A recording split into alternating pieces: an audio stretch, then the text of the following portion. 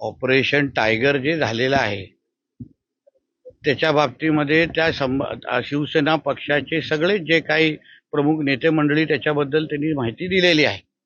आता त्यावर तुम्ही तुडवा जुडवा बुडवा काही बोललात, पण मुळामध्ये ह्याचा जबाबदार कोण हेही कधीतरी विचार करायला पाहिजे.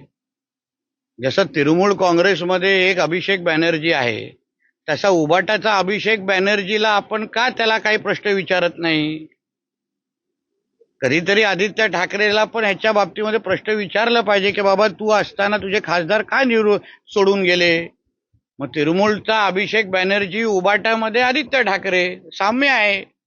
तो पण अभिषेक ए आणि ए आहे. मग कदाचित अभिषेक बॅनर्जीला आता हेल्मेट घालून जसं पश्चिम बंगालमध्ये फिरण्याची वेळ आली आहे, एक आता हेल्मेट मी आदित्य ठाकरेला पण गिफ्ट पाठवणार आहे. कारण का महाराष्ट्रामध्ये फिरताना चुकून कुठेतरी चपला आणि अंडी आल्या तर त्यासाठी हेल्मेट हवं ना. पण आता पेंग्विन हेल्मेट मध्ये कसा दिसेल हा एक वेगळं संशोधन आहे. आणि त्याने असं म्हणतायत की ही संघटना आहे ती बाळासाहेबांनी, आता उद्धव ठाकरे यांनी मराठी माणसांच्या न्यायासाठी काढली. मुळामध्ये हे जे खासदार ज्यांनी आदरणीय एकनाथ शिंदे साहेबांचे नेतृत्व स्वीकारले, कशामुळे स्वीकारलं माहिती आहे का?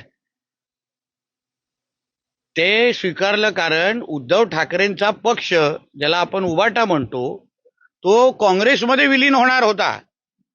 ह्या भीतीने त्या लोकांनी एकनाथ शिंदे साहेबांच्या नेतृत्व ते लोकांनी स्वीकारलेला आहे. म्हणजे मूळ बाळासाहेबांचा विचार जे काँग्रेसच्या विरोधी विचार होते, मी माझ्या शिवसेनेचं कधीच काँग्रेस व्हायला देणार नाही, ते मी माझं दुकान बंद करून, असं बोलणारे आमचे हिंदू हृदय सम्राट बाळासाहेब ठाकरे, ह्या सगळ्या विचाराला तिलांजली देऊन उद्धव ठाकरे जेव्हा काँग्रेसमध्ये विलीन होण्याचा विचार करत होते, मी तर हेही ऐकलं आदित्य ठाकरे आणि राहुल गांधीच्या बाबतीमध्ये बैठका पण झालेल्या.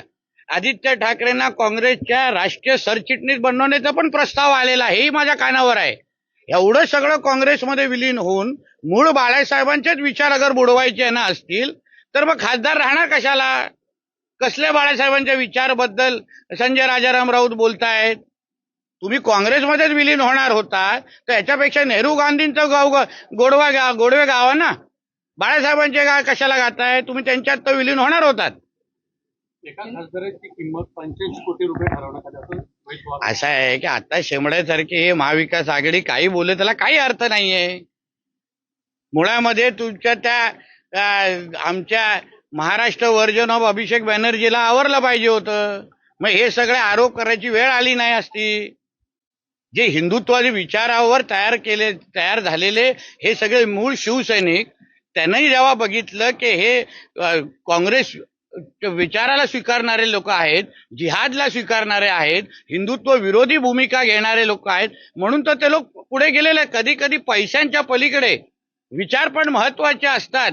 हे रोहित पवारला कळणार नाही. तो लहान आहे अजून. शरीराने मोठं झालं म्हणजे मोठा होता असं लिहित नाही कुठे. देवेंद्र फडणवीस यांनी गद्दारांच्या रस्त्यासाठी पोलीस लावले आहेत. हा जनतेच्या पैशाचा अवमान आहे संजय राऊत. हा, म्हणून उद्धव ठाकरेंनी लवकरात लवकर संरक्षण सोडावं. त्यांनीच आहे ना गद्दारांच्या संरक्षणासाठी पोलीस लावले, तर उद्धव ठाकरेला कशाला संरक्षण दिलेलं आहे? आदित्य ठाकरेला तर त्यांनी पण संरक्षण. महाराष्ट्राचा सर्वात मोठा गद्दार मातोश्रीच्या तिसऱ्या माळ्यावरच बसतात.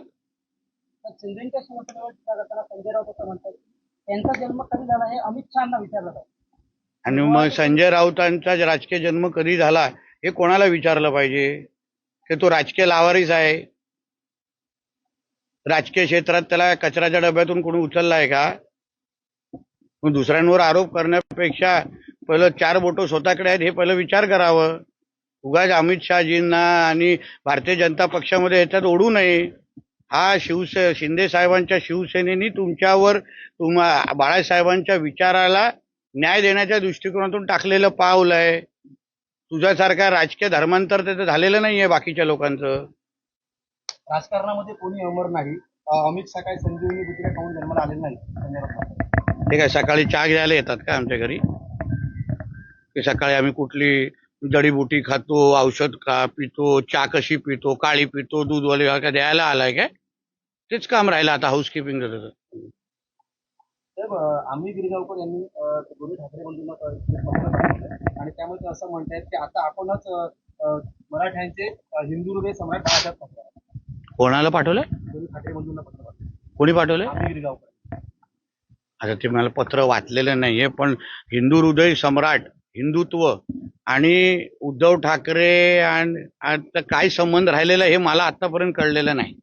आता तो संबंध संपलेला आहे, तो त्याच्या रक्त आता हिरवं झालेलं आहे, म्हणून कोणी हिंदू हृदय सम्राट आणि उद्धव ठाकरेचं जोडू नये असा मताचा मी आहे. सर एक